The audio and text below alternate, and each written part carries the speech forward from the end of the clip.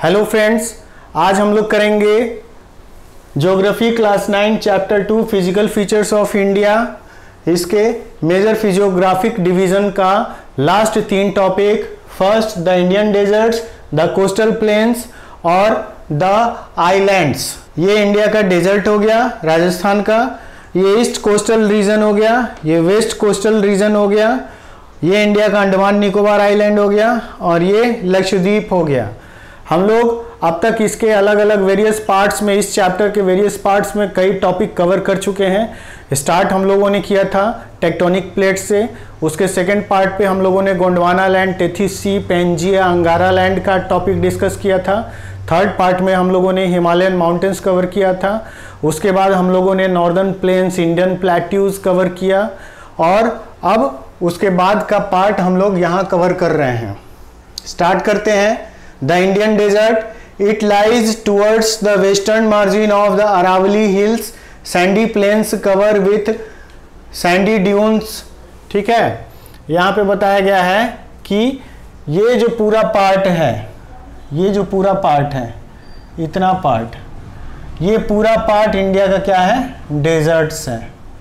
ठीक है, इसी डेजर्ट्स की बात हो रही है। तो यहाँ अरावली के वेस्टर्न मार्जिन पे बोल रहा है, ये अरावली हो गया। अरावली के वेस्टर्न साइड में ये इंडिया का डेजर्ट है। इस डेजर्ट का नाम क्या है? थार डेजर्ट। थार डेजर्ट, ये सेम थार डेजर्ट कुछ हिस्सा इंडिया में है और कुछ हिस्सा इसका पाकिस्तान में है। Sandy plains covered with sandy dunes, ये सैंडी प्लेन्स है और इसमें सैंड की मात्रा ज़्यादा है, बालुई क्षेत्र है।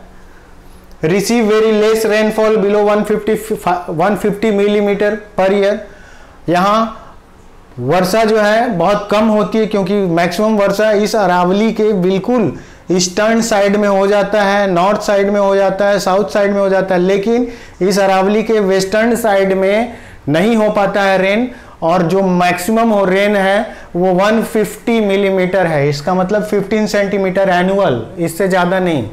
तो इस रेन में कुछ भी बहुत बड़ा एग्रीकल्चरल एक्टिविटी कर पाना मुश्किल है। It has arid climate with low vegetation cover. जब यहाँ पर वाटर की स्कार्सिटी होगी, रेन की स्कार्सिटी होगी, रिवर की स्कार्सिटी होगी, तो इस क्षेत्र में हम एग्रीकल्चरल एक्टिविटीज़ या फिर वेजिटेशन यानी फॉरेस्ट कवर, इस चीज़ को तो हम एक्सपेक्ट नहीं कर सकते हैं। तो इस एरिया में उसकी कमी है, नहीं के बराबर है। Streams appear during rainy season but soon disappear into the other seasons।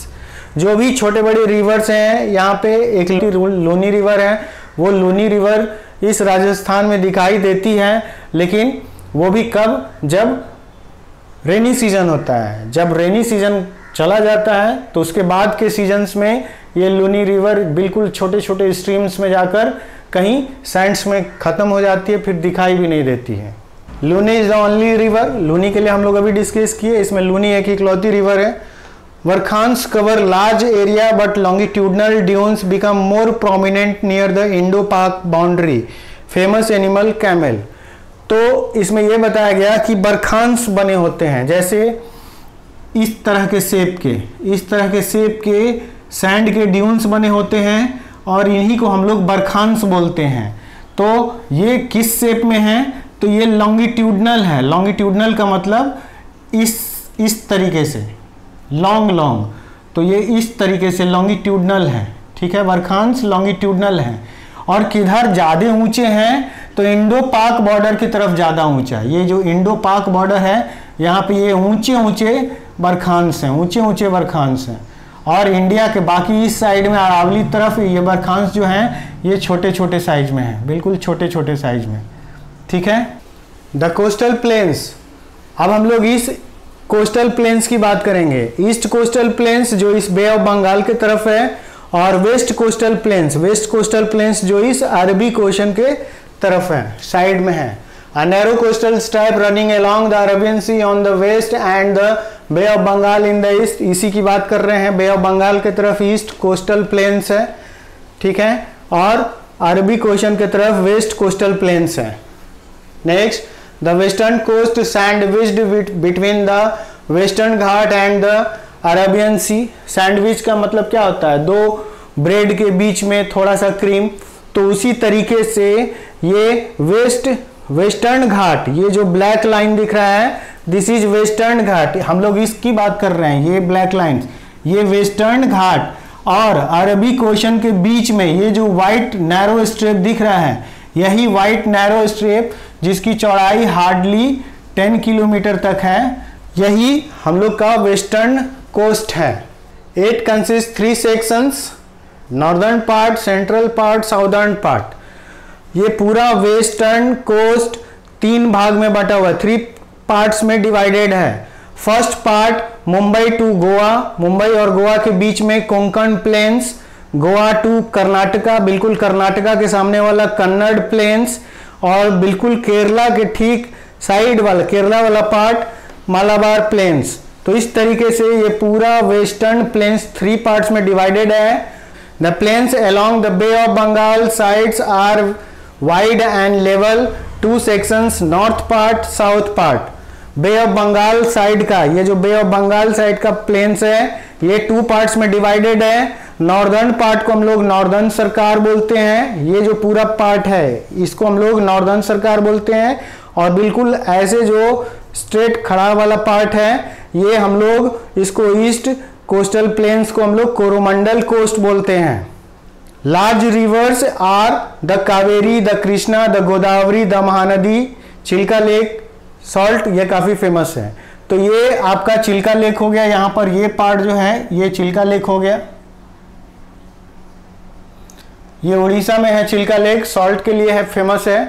ये नॉर्दर्न सरकार में वाले प्लेन्स में ईस्ट कोस्टल प्लेन में पड़ता है, और इसमें कई फेमस रिवर्स है। सबसे नीचे ये कावेरी, कृष्णा, गोदावरी, महानदी, तो ये सारे फेमस रिवर्स भी इस साइड में है, नॉर्दर्न सरकार साइड में। द आइलैंड्स करते हैं, आइलैंड्स 2 पार्ट्स में डिवाइडेड है।